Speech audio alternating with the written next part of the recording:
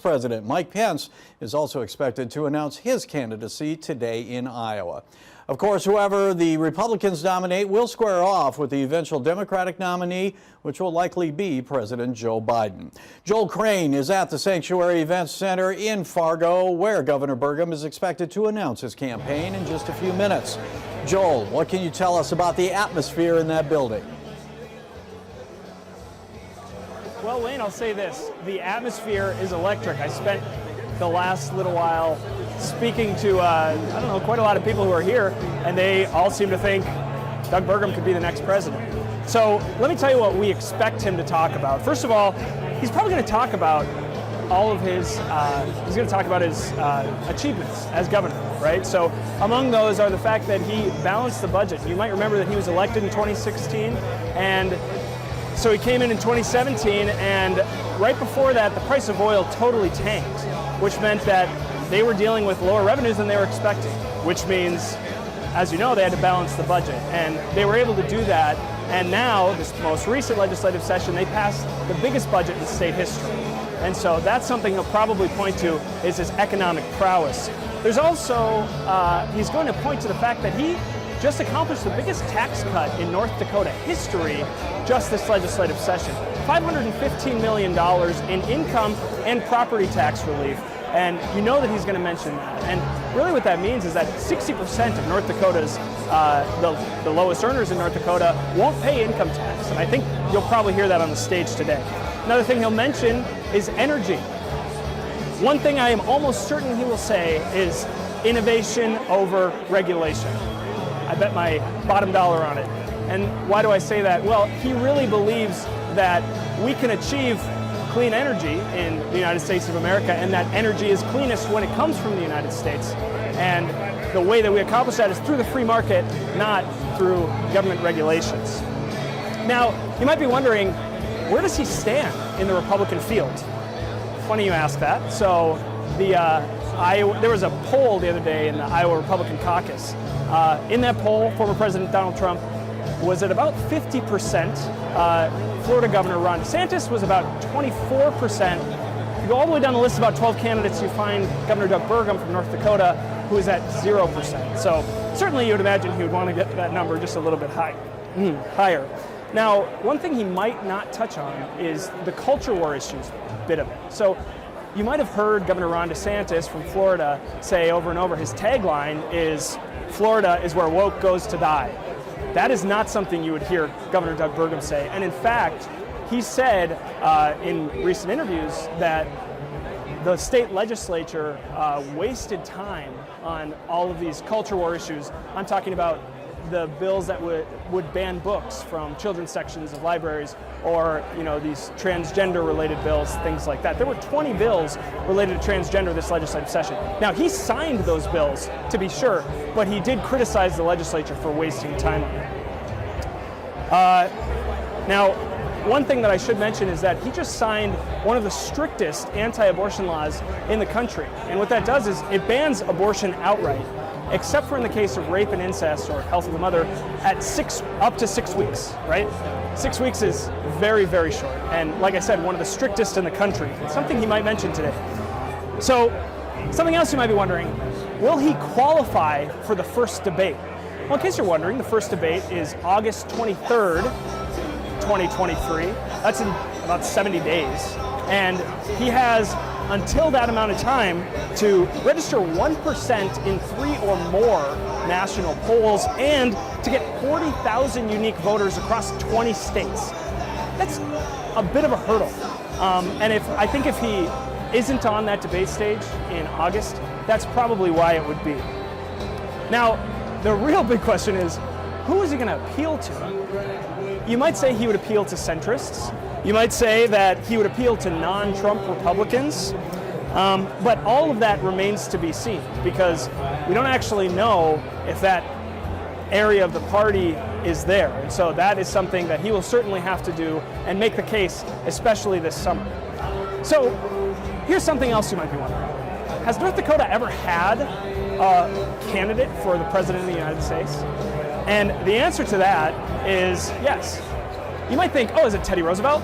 No, it's not Teddy Roosevelt. He spent a lot of time in North Dakota, but he wasn't from North Dakota. Well, you might know that Gary Johnson, the Libertarian candidate in 2012 and 2016, was from Minot, but he doesn't really claim North Dakota as his home. There was a candidate in 1936, his name was William Lemke, and he ran as the Union Party candidate. It wasn't uncommon for farmers in North Dakota to say Lemke for president. Bill Lemke had been a fighter for the farmers throughout much of his career, and so that was his main platform, was making sure that as the nation grew that we protected agricultural interests as well. William Lemke was a charter member of the Nonpartisan League, a faction of the Republican Party that rose to power in the late 1910s. They established the Bank of North Dakota and the North Dakota Mill and Elevator, which are still around today. It was created in 1915-16 as a political tool that would say, quote, we're nonpartisan. In other words, we're not a Democrat, we're not a Republican, we're for you, the farmers. And so, but the reality, of course, is even back then, the entire political structure of North Dakota was, if you ran as Republican and you won the primary, you won the election in November. So, despite his association with the Nonpartisan League, he was a lifelong Republican.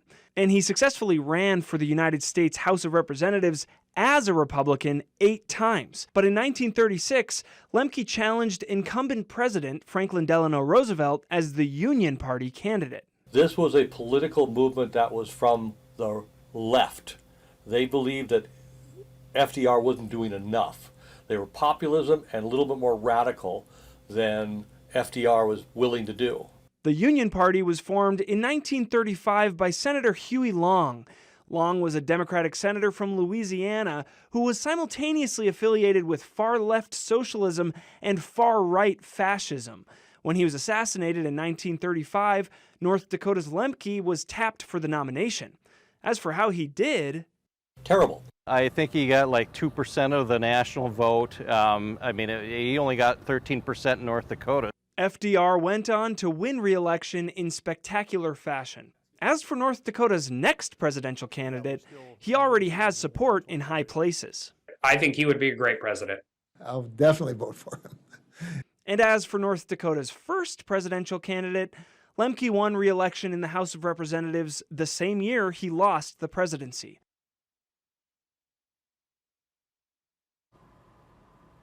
Okay, it appears that the festivities are about to begin in Fargo. Let's send you live now for the announcement of Governor Doug Burgum for President of the United States. My mom was our rock, our hero. Yeah, Wayne, I started a they're watching the campaign video that Governor Burgum released just a few days ago. And I'm going to step aside so we can listen to that as well. College, then earned an MBA from Stanford. I ignored those who said North Dakota was too small, too cold, and too remote to build a world-class software company. So I literally bet the farm to help build a tiny startup into a billion-dollar company with customers in 132 countries. A kid from small-town North Dakota. That's America.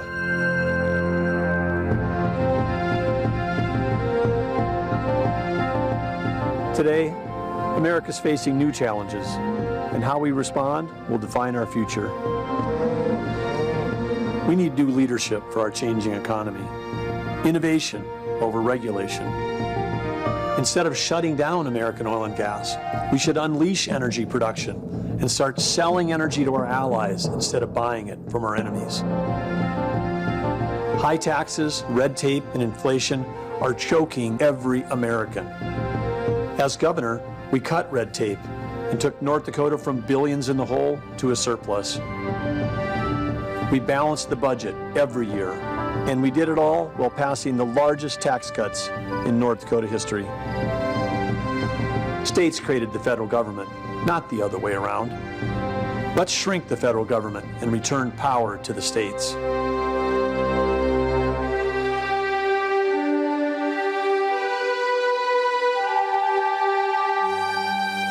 Anger, yelling, infighting, that's not going to cut it anymore. Let's get things done. In North Dakota, we listened with respect and we talked things out. That's how we can get America back on track.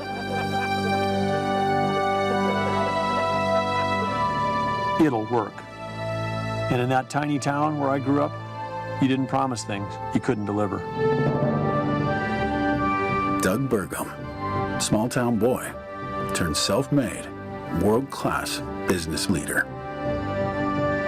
Extraordinarily successful governor. All right, there you heard it. Now we're going to show it to you. This is a video that the governor's campaign released earlier this week.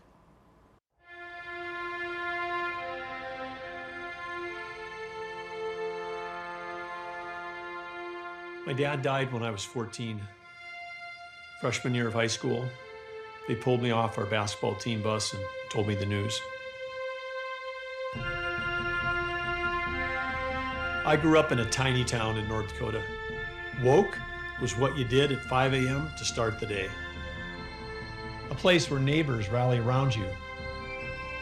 My mom was our rock, our hero. I started a shoe shine business, worked at the grain elevator, and as a chimney sweep. Paid my way through college, then earned an MBA from Stanford.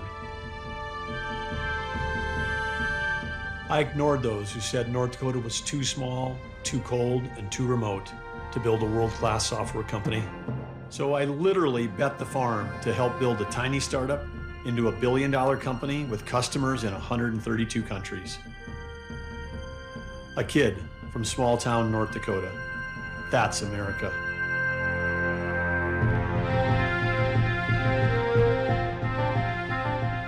Today, America's facing new challenges, and how we respond will define our future. We need new leadership for our changing economy.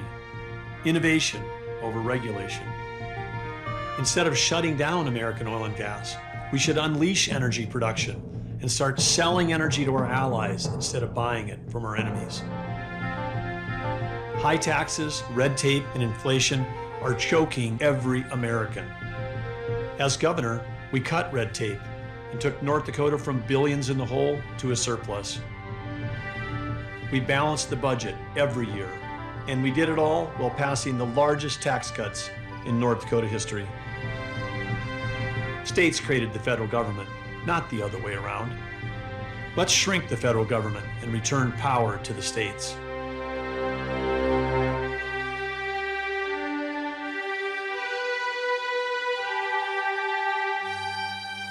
Anger, yelling, infighting, that's not going to cut it anymore. Let's get things done. In North Dakota, we listened with respect and we talked things out. That's how we can get America back on track.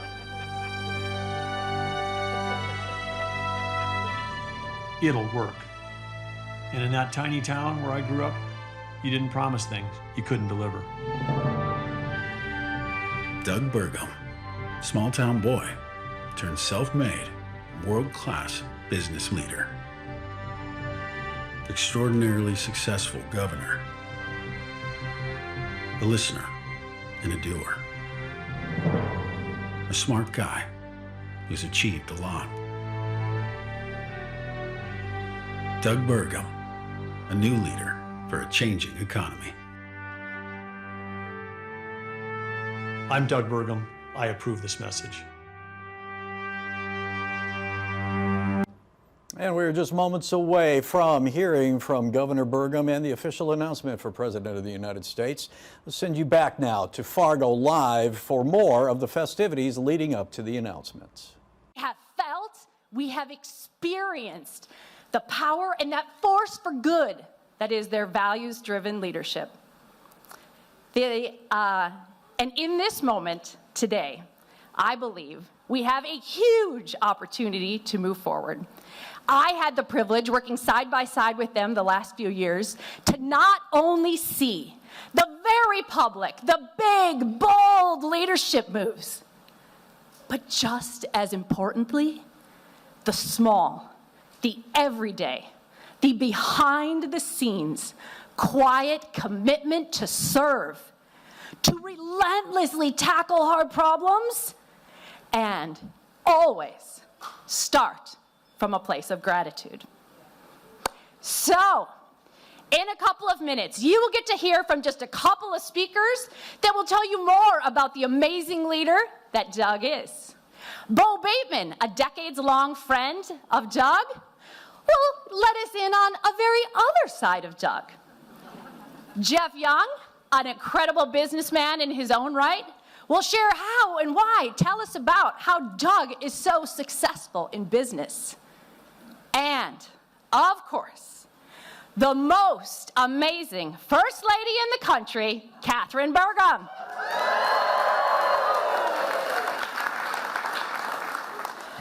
So, here's what we're going to do.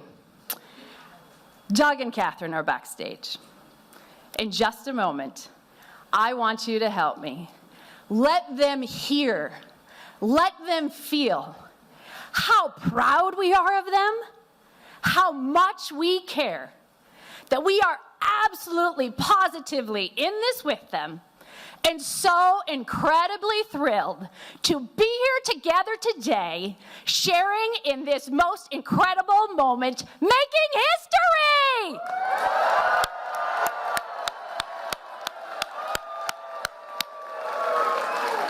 That's right, that is right. We are going to keep this energy rolling this morning. So, how about it? Let's get this party started! Thank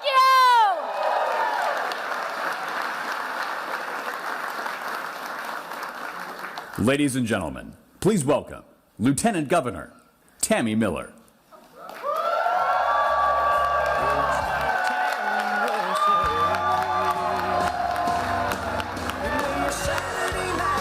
Good morning, everyone. It is my pleasure to be with you on this historic day. Please join me in saying the Pledge of Allegiance. I pledge allegiance to the flag of the United States of America and to the republic for which it stands, one nation, under God, indivisible, with liberty and justice for all. Thank you.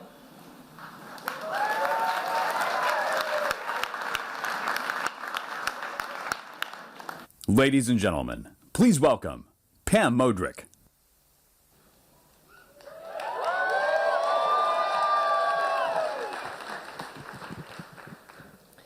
Oh, say, can you see by the dawn's early light what so proudly we hail at the twilight's last gleaming, whose broad stripes and bright stars through the perilous fight o'er the ramparts we watched were so gallantly streaming, and the rocket's red glare, the bombs bursting in air, gave proof through the night that our flag was still there.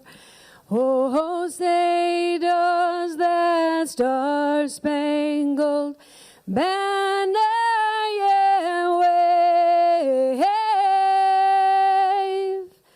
o'er the land of the free and the home of the brave.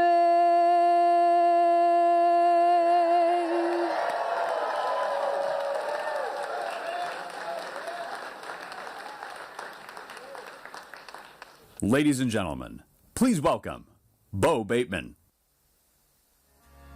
Here in small town There you go. So I'm the guy who's supposed to guide you through finding out who this Doug Burgum really is, right? We grew up 56 miles apart. Both of us went to high schools in towns of less than 400 people, and we've been friends for over 40 years. When young Doug Burgum found out he was going to be the quarterback for the football team, He's well researched, always has been, so he started looking up camps he could attend, and he could find only one in the area, and that happened to be the Benny Friedman School of Quarterbacks, which he attended, captured the handle, came back to the small town, and now a rural legend is made, and that's where Benny comes from. You know, there's a lot of cross-training in a small town, right? The firemen are doing something else, they're volunteer. The EMTs are volunteers, they're doing something else. The football team, they know they got to go paint posters in the cafeteria if they want the homecoming game to come out bright and shiny.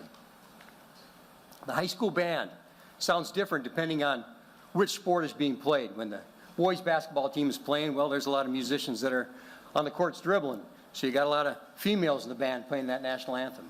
You flip it, when the gals are playing basketball now, it's most of the guys up in the band, and the national anthem carries kind of a trombone-y sound to it. But you're stepping in doing different things, right, for each other. And when you get out of line in a small town, your neighbors don't call your parents. They call you, and they tell you the expectation they have for you.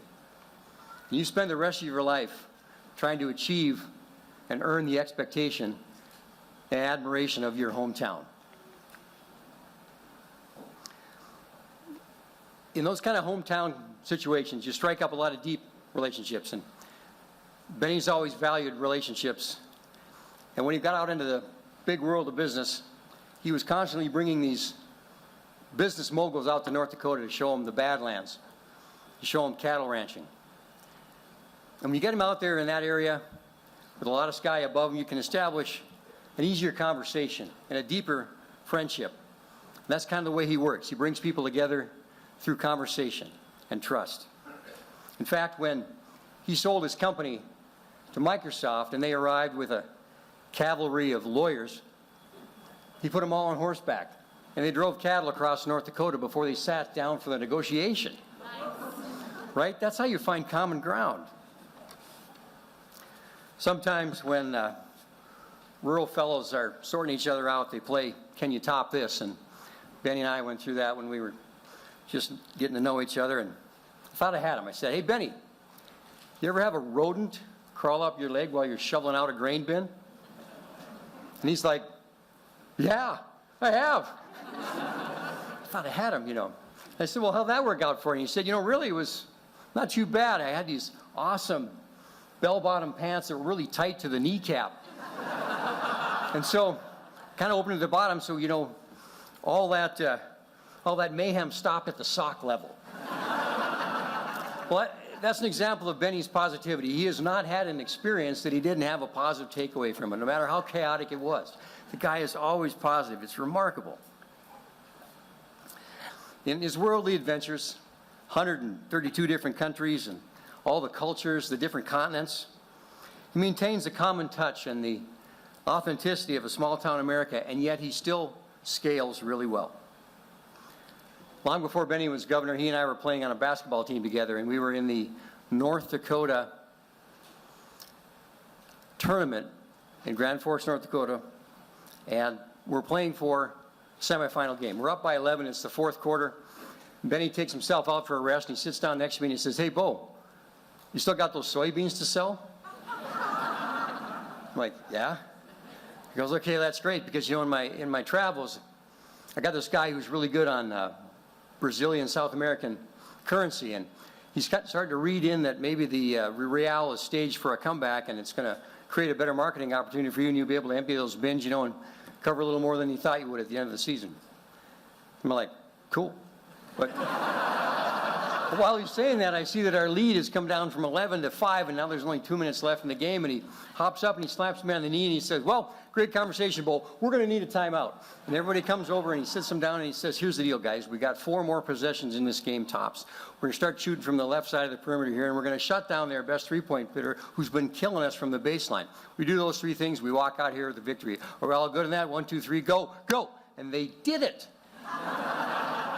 4 possessions and he wins the game, and I'm just laughing because this guy's, the mental gymnasticity in this guy's brain to go from, you know, South American commerce to coaching us through a basketball game is just nuts.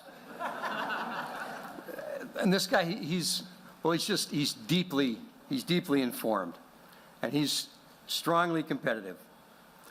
He maintains this constant situational awareness, and he is nearly unencumbered by sleep.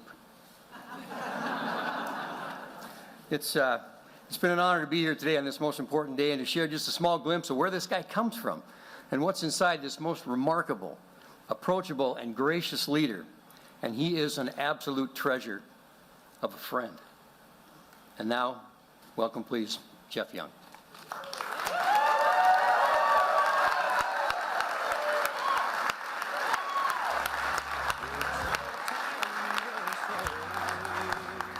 Good morning. Thank you for joining us. What an unbelievable atmosphere here for this very, very important day.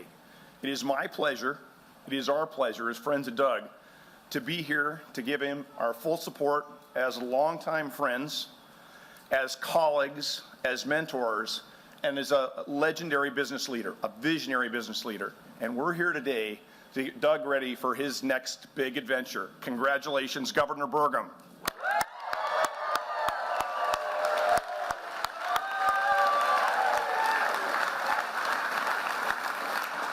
When I first met Doug, he was in the midst of that famous story at the beginning, selling the farm, mortgaging the farm to invest in technology. And when we look at it now, you build some software, do some great service, win a bunch of national awards, have a successful run on the NASDAQ IPO, sell to Microsoft for $1 billion. No-brainer, Doug. What was so hard about that? That was easy. But it was anything but easy. At the time, it was hard. Nobody's giving money to people in North Dakota to build software companies. Banks don't know what software is. And so it was incredibly hard. And it not only was hard to get funding, but it was hard to do the work. Could you get the team? Could you do the work? Lots of business, lots of competitors. And so huge risk. Doug took that risk, never looked back, and he was there every step of the way. He never asked anybody to do anything he wouldn't do, worked incredibly hard. He would spend the day working as a CEO, make a couple sales calls after work, and then show up to pack boxes and ship them out. And so just legendary what he did. He got after it. And not only was he incredibly successful, but incredibly humble. It was fun to watch all the way along. Doug saying thank you. This is a guy who's incredibly successful running the shop, but he's the first one there in the morning, the last one at night to say thank you. The other thing I recognized about Doug early on, at that point, about 130 people on the team, but an incredibly talented team. Early on, he understood that you needed great people across your organization, you needed great leaders, you needed great technologists, and he had created that at that time. Later on, a couple thousand people on some unbelievable buildings here on campus, but he got that from right away. If you think about Doug after the story at Great Plains, it gets even better.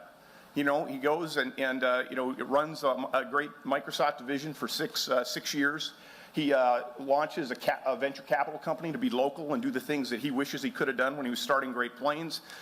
Renovates a bunch of downtown areas, super successful on a number of boards, and it led them to very successful exits.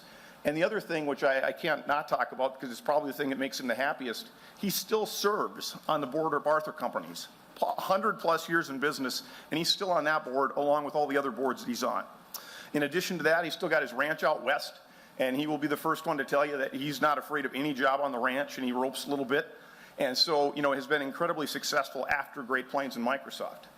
And then at that point, Doug didn't really need another job, but he volunteered to be governor. A whole bunch of people told him, we have a bunch of politicians who can be governor. You don't need to be governor. And I think, he was down, he had about a 50-point deficit when he started the run for governor. By the end, he won by over 20 points. And so for all those people who didn't think we needed another governor, we are thrilled that Doug is serving us as governor here in North Dakota.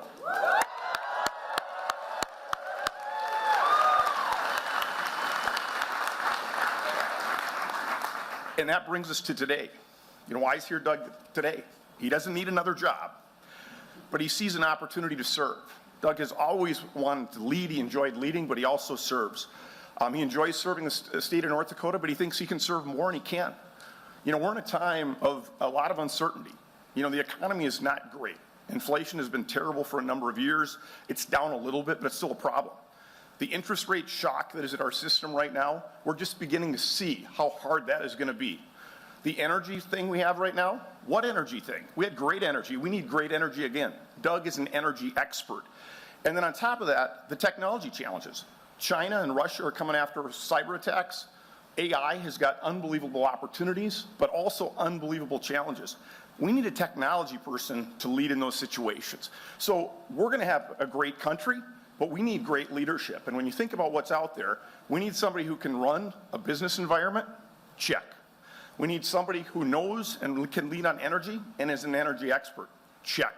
We need somebody who can run technology and, more importantly, lead great technology teams. Check. We've got unbelievable opportunities in front of us, but we've got some hard work to do. We really do. And we need somebody who's not afraid of hard work and is a great leader. We need the right leader. And at this time, that right leader is uniquely qualified. Doug Burgum is uniquely qualified to head on all those things, and that is his next great adventure.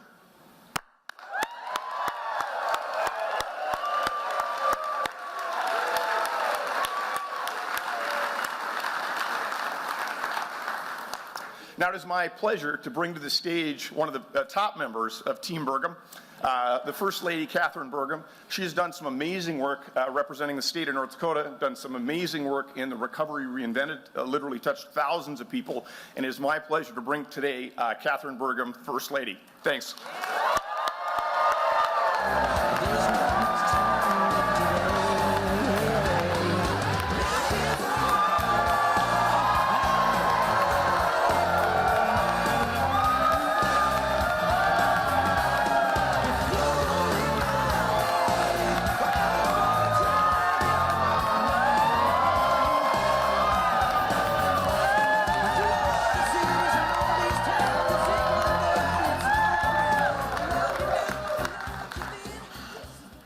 Well, good morning.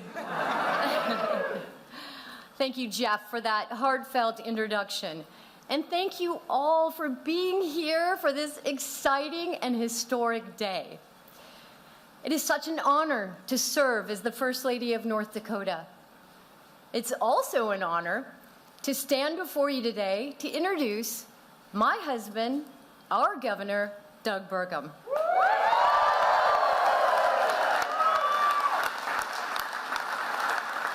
Doug is a man of integrity, compassion, and courage, who cares deeply about the future of our country. His family is deeply rooted in North Dakota. He comes from the hardy stock of pioneers. His life has been directly influenced by a long lineage of strong, powerful, and intelligent women.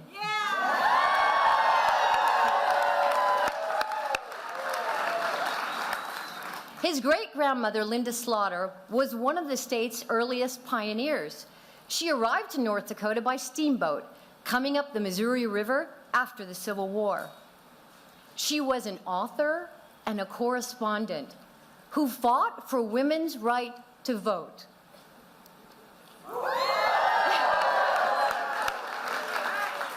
Linda was the first woman in Dakota Territory to hold an elected office as superintendent of Burleigh County Schools. She beat out several male candidates at a time when she could not even vote for herself. In 1892, she earned the distinction of becoming the first female in the country to vote for a presidential candidate at a national convention.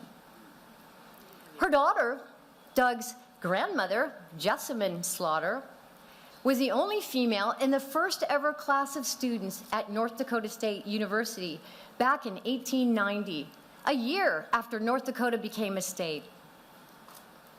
Doug's amazing mom, Catherine, was a widowed mother of 3 when she re-entered the workforce as the dean of the College of Home Economics at NDSU after Doug's father died. Of the 2,000 Great Plains team members, 51% were female, which was unheard of in the software industry when they merged with Microsoft in 2001. And many of them became senior-level executives at Microsoft.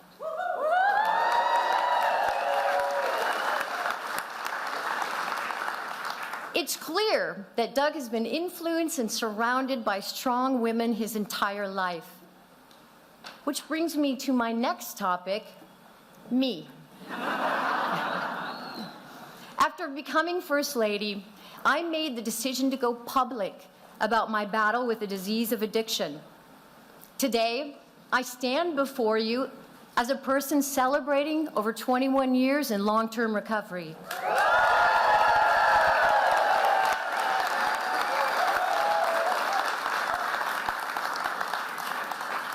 I chose to stop living with the shame and stigma of the disease of addiction, which had affected my life since high school.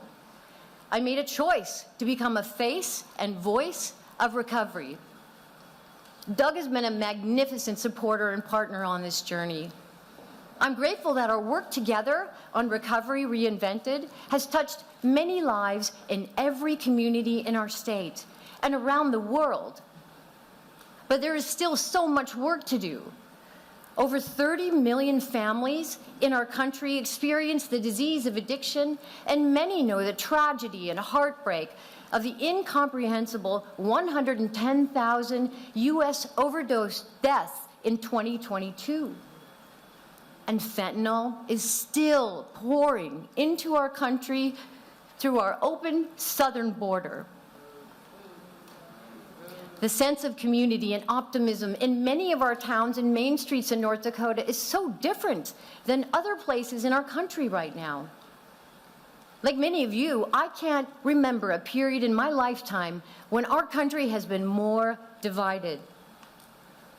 Today, I offer you a message of hope, that there is a better way. Doug cares deeply.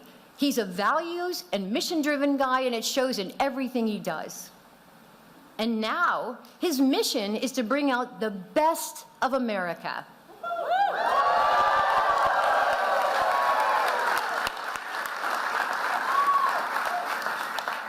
And to improve every American life. From the boy who lost his father at a young age to the executive who would bring thousands of jobs to North Dakota, Doug has always shown perseverance and resilience. He is North Dakota's biggest champion. He has never given up on our state or the people that matter most to him.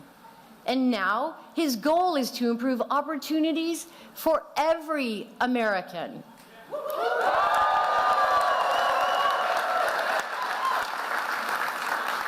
And that's really what Doug's campaign is going to be all about, improving lives and bringing out the best of America. We need to focus desperately on that as a country to stop the division and the fighting. Doug will get it done.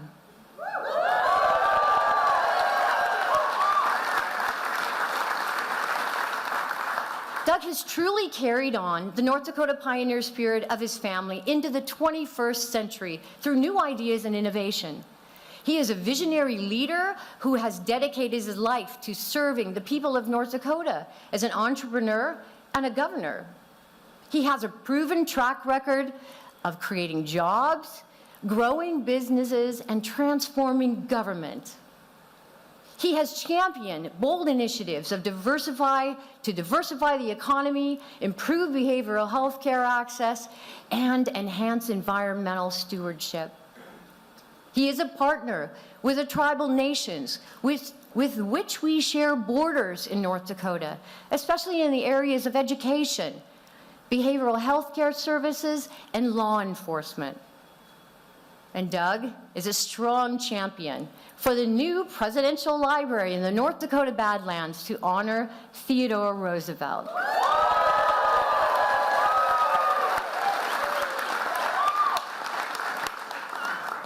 He's been recognized nationally for his innovative and collaborative approach to governing, which has earned him bipartisan support and respect.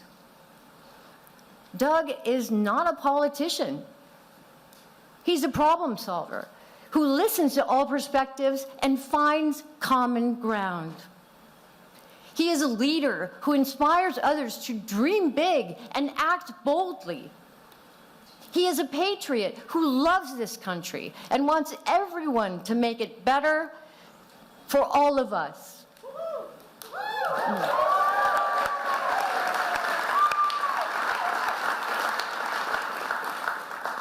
That's why I'm proud to stand by his side as he runs for President of the United States.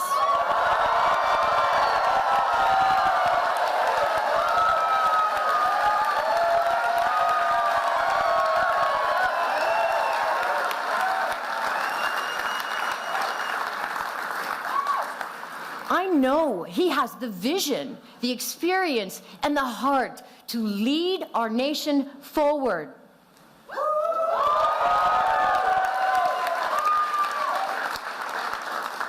Please join me in welcoming my husband and our governor, the next President of the United States, Doug Burgum.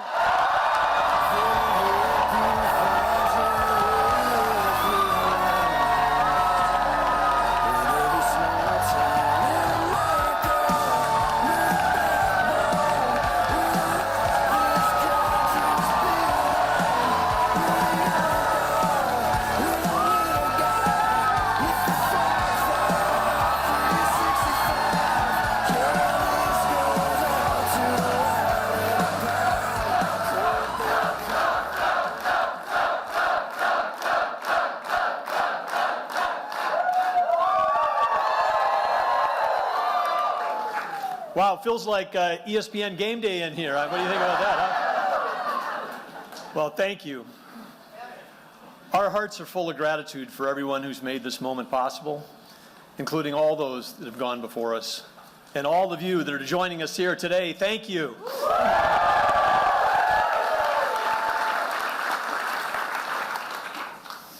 Catherine, I'm so grateful for you. Grateful to be on this journey with you. I've witnessed firsthand how your brave and powerful decision to share your personal story of recovery has touched countless lives. And through your groundbreaking work on Recovery Reinvented, you have literally saved lives. Catherine, I love you. Our state loves you. And I know America is going to love North Dakota's amazing First Lady.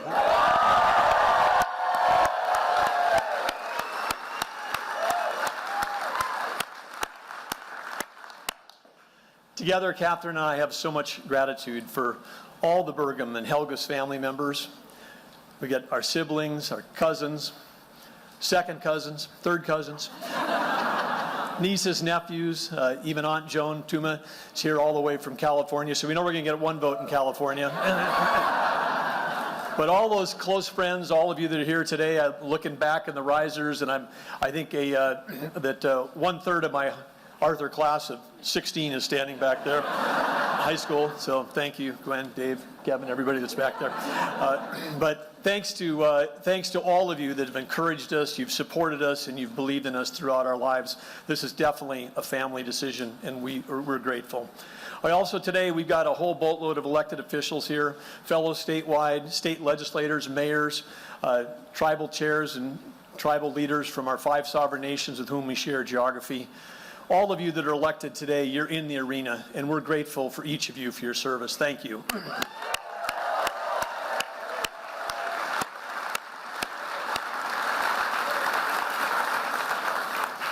But especially we want to thank today the people of North Dakota, who we are so honored to serve. You took a chance on us in 2016, and that was another race where everybody said we're starting out as a long shot and a dark horse, so we think it's a good place to be. But I want to thank you all, because re-electing us in that landslide in 2020, our 40-plus point victory margin was the largest in the country of any of the 11 governor races that year. You were the ones that all made that happen. Thank you. Thank you so much.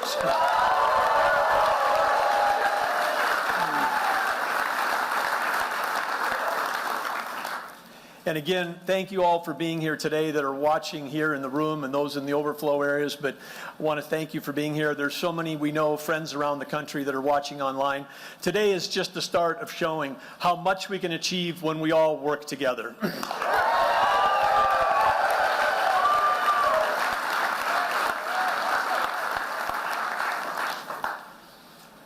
I grew up in Arthur, a tiny town of 300 people. Yeah! part of the other 300 people that did grow up there too. But our parents were a gift. They taught us not just by their words, but by their actions. Dad, World War II Navy veteran, taught us the importance of service to country and to community. Mom, she taught us the importance of caring deeply, listening thoughtfully, respecting everyone.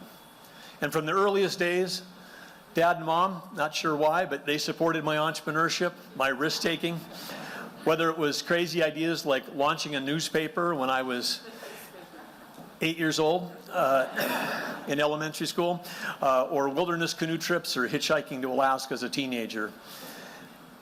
But it was a cold Saturday night in January, and we were ready to head out to play neighboring town Kindred when they pulled me off the bus to tell me that our dad was dying. I was a freshman in high school. That was tough. But North Dakota was the kind of place where your neighbors rally around you. It was also, interestingly, the birthplace of the Good Samaritan Society of America. At that time, we liked to kind of brag that Arthur had a population of 400, not 300. We got to that big number because we proudly counted the over 100 residents in the Good Samaritan home. Good Sam in those days, they took everyone in, regardless of age or abilities. And so in a way, our whole town was about taking care of each other, about helping those in need, about neighbor, helping neighbor. Every small town in America is like that, but Arthur especially. If somebody was in need, a neighbor was always there to help out. We see that across the entire state of North Dakota today. If a farmer has a serious health issue, all the neighbors rally to get the crops planted or harvested. And every spring in North Dakota, like this spring, in ranch country, neighbors help neighbors with spring roundups and brandings. I'll never forget the way our town lifted up our family and supported us all when Mom had to go back to work after Dad died. Other dads, like Joe Peltier and my Uncle Al Burgum, Lester Zimmerman, all made sure I was doing okay. Mom was driving to and from Fargo for work, and every night after basketball or football practice, when Mom was still working late in Fargo, I'd go to Helen Williams' house for a fabulous dinner, homemade rolls, and a wonderful chocolate milkshake. I'll always remember her generosity and kindness. And her daughter, Julie Barner, is here today. Julie, right over here.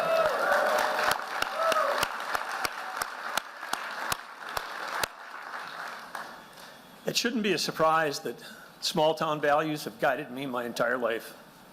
Small town values are at the core of America. And frankly, big cities could use more ideas and more values from small towns right now.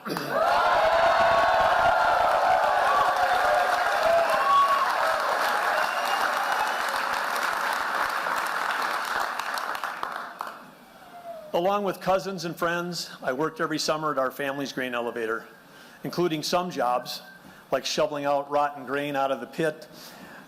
Those jobs should be featured on Discovery Channel's Dirty Jobs, actually. One time we were all so dirty and we smelled so bad from that rotten grain, we went across the main street to go to the Arthur Cafe, and Walt and Ann came out and said, no, we'll serve you out here on the curb. You guys can't come in. I worked on the farm for Jack Hoig, swathing grain every harvest, all through high school and all through college. And to help pay for college, I even worked as a chimney sweep. The minimum wage in North Dakota was $2.30, and I figured out that I could earn $40 an hour sweeping a chimney. I loved working outside, I loved climbing, and I got to wear a top hat and tails when it was 20 below. And of course, this is a time when there was an energy crisis going on. OPEC had quadrupled oil prices, and a lot of people were burning wood in their homes, so the threat of chimney fires was real. A clean chimney prevents those fires, so it was a chance to help people. And for me, the career had a real appeal, because when you're a chimney sweep, you have an opportunity to move up fast and always stay in the black.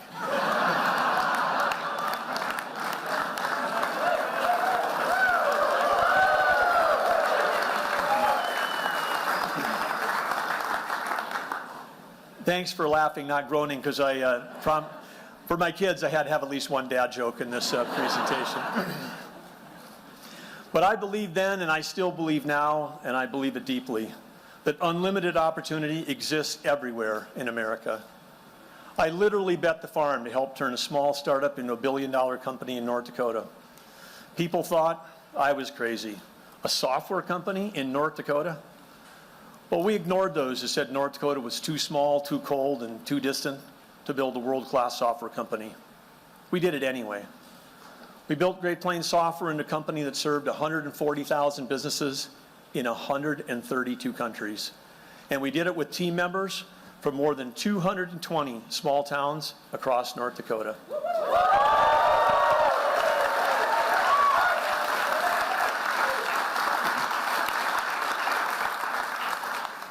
At the time we went public, we were one of the top 5 most successful NASDAQ IPOs ever, only in America.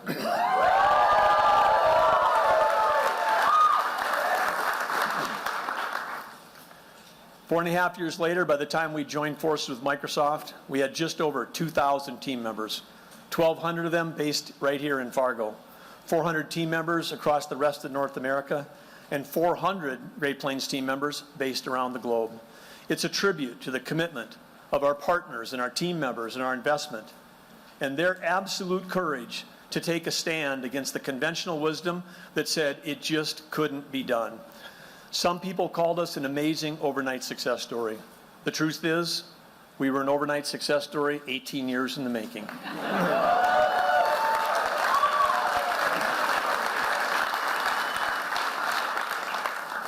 When you start a software company here, you need to be willing to go against the grain and reimagine what's possible. And that's exactly what we did when we ran for governor in 2016. We shook things up a bit. We cut $1.7 billion in spending our first year in office. We cut red tape and streamlined services. Working with other statewide electeds and the legislature, we balanced the budget every year. We bolstered cybersecurity. We brought life back to our main streets. We made record investments in education, strengthened tribal relations, built infrastructure, unleashed energy production, and diversified the economy. North Dakota is both growing and getting younger, one of the only states that's doing that. And we have the 3rd lowest unemployment in the country and the highest workforce participation in the nation.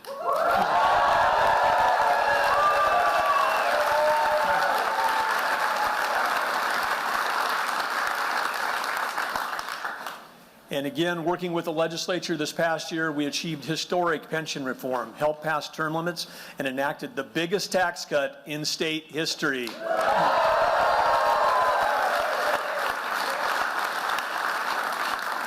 We know we can do the same for America.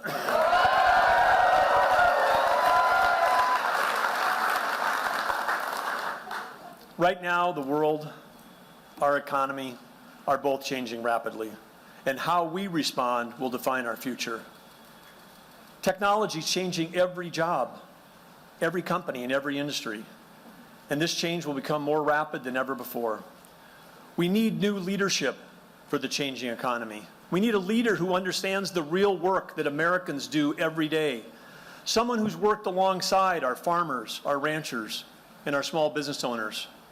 Someone who's held jobs where you shower at the end of the day, not at the beginning. Someone who's got decades of success selling our technology overseas and knows the threats and the risks to our future from foreign state-sponsored competitors stealing and pirating our intellectual property. We need a leader who's experienced firsthand that we win as a country when our innovators and entrepreneurs can soar and when every single person can grow and thrive. To unlock the best of America, we need a leader who's clearly focused on 3 things: economy, energy, and national security.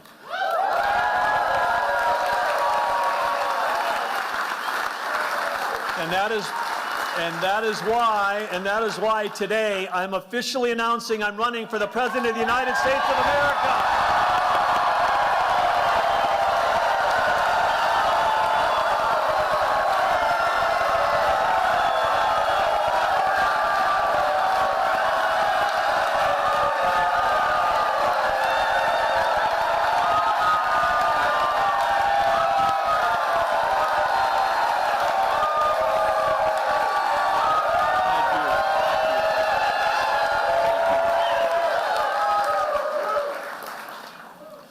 Thank you.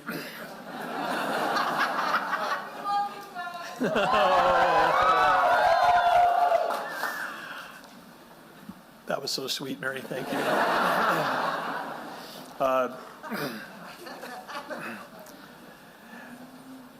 Godmother to our kids, I should point that out. Anyway, the economy needs to be the absolute top priority. Every small business owner and every family in our country is feeling the corrosive hidden tax on their lives driven by the Biden-induced inflation. Inflation is the worst. It hurts those the most who can afford it the least. But innovation, that's always been the driver of America. Innovation over regulation. Innovation over regulation. We say it every day in North Dakota. Innovation over regulation is how you solve the challenges we face today. Regulation looks backwards.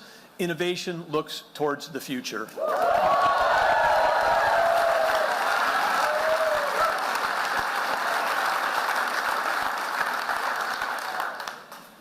The Biden administration is obsessed with creating mountains of federal red tape. These regulations raise costs for every American consumer. They hamper our ability to compete in the world marketplace. They siphon time and investment away from innovative solutions. And the way we retain our nation's position, which is so important to everything we do, our position as the world's largest, most dynamic, and most powerful economy, is through innovation. For well over a century, American innovation, from telecommunications to electric light to flight itself, and the power of American agriculture, think of it, feeding the entire world. America has led the way.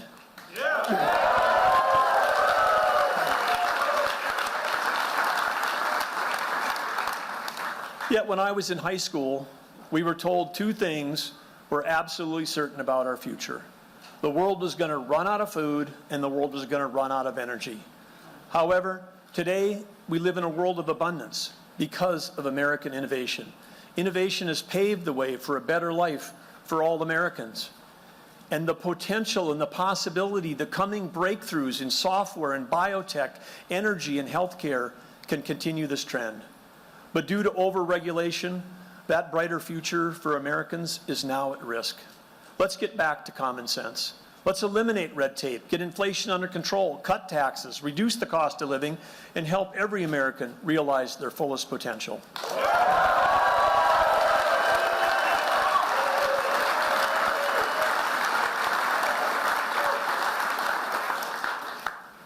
It takes energy to get things done in America. Clean, reliable, low-cost energy brings manufacturing back to the U.S. and reduces our supply chain risks. U.S. energy policy cannot be separated from either our economy or from our national security. Energy policy directly underpins both. And we need to stop buying energy from our enemies and start selling energy to our friends and allies.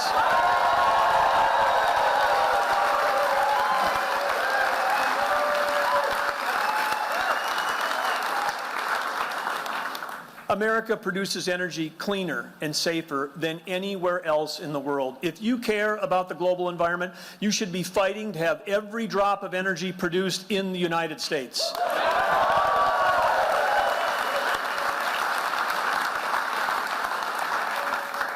And when we're truly energy independent and we're supporting our allies, that's when we stabilize the globe and restore America as a leader of the free world. Putin only dared to invade Ukraine because our allies in Western Europe were all dependent on Russian energy. We need to recognize the real threats to America and strengthen our national security. Growing up in a small town, you learn quickly the enemy isn't each other. Our enemies aren't our neighbors down the street. Our enemies are countries that want to see our way of life destroyed. In a country built on neighbors helping neighbors, we become a country of neighbors fighting neighbors. We should all be fighting to unite the country against our common enemies like China, Russia, Iran, North Korea, and the drug cartels.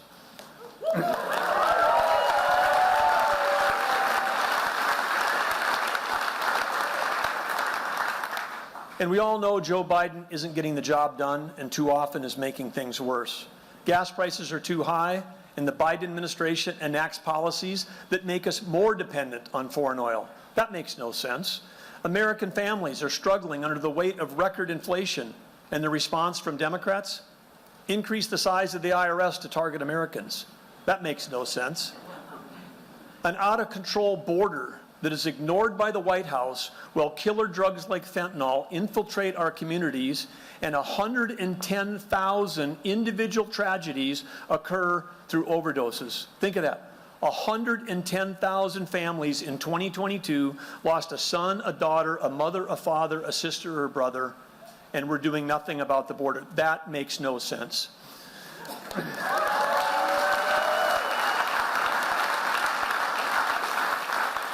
And we're facing a very real threat from China. And Joe Biden's Green New Deal policies, they're only going to shift our dependence from OPEC to Sinopec. That makes no sense. We could go on for hours, but we don't need to.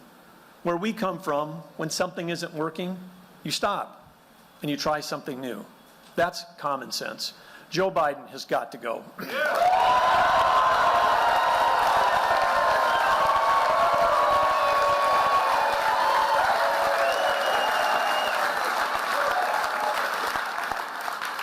If you want to ensure that Joe Biden is a one-term president, I hope you're going to join our campaign by visiting DougBurgum.com. And if you believe that the economy, energy, and national security are critical to our nation's future, remember, that's why I'm running for president.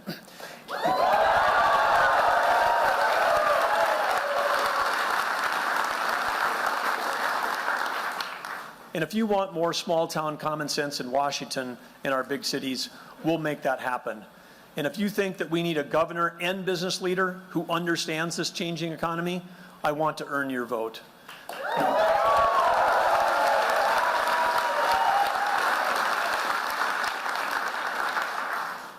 Because this campaign, this election, is all about what it takes to bring out the best of America and improve every American life. After my dad died, I saw firsthand what it means to be the best of America when the people of Arthur, North Dakota lifted up our family. When we built Great Plains Software with team members from small towns across the nation, just like Arthur, it showed the best of America. The best of America exists. It exists in the smallest towns and in the biggest cities.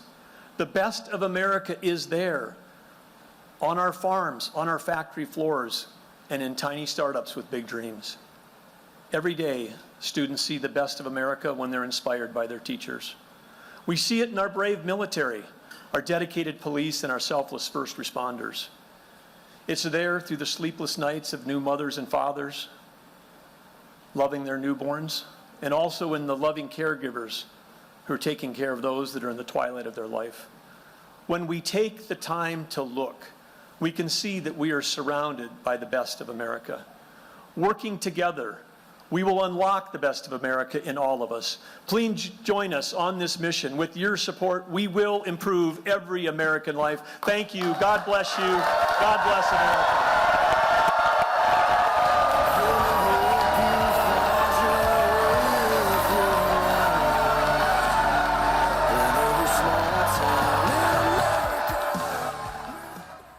That was live from Fargo. North Dakota Governor Doug Burgum announcing his candidacy for the 2024 nomination for President of the United States on the Republican Party. Just a quick recap here. He started his talk with a little bit of humor. He talked about his aunt being in the audience. She is from California. And he said with her vote, he is sure to get at least one vote from the Golden State. He also waxed nostalgic a little bit about growing up in a small town, a town of 300 in Arthur, North Dakota, and that actually drew some emotion from the governor. He discussed the dirty jobs that he had growing up, being a chimney sweep, also shoveling out moldy grain bins at the grain elevator there in Arthur. He discussed the success of his software company that he sold for over $1 billion to Microsoft, and how no one in North Dakota thought that that could be possible coming from the state of North Dakota to build such a company. He also talked about being an underdog. The first time that he ran for governor in 2016, He wasn't even the Republican nominee at the convention, but he came out and he won that, and then, of course, was reelected. And then he became serious, and he talked about America, and it needs to focus on three things: the economy, energy, and national security. Before the speech, we were talking to Joel Crane, who is live in Fargo. And Joel, you said that innovation over regulation was going to be a center point of this speech, and it certainly turned out to be that way.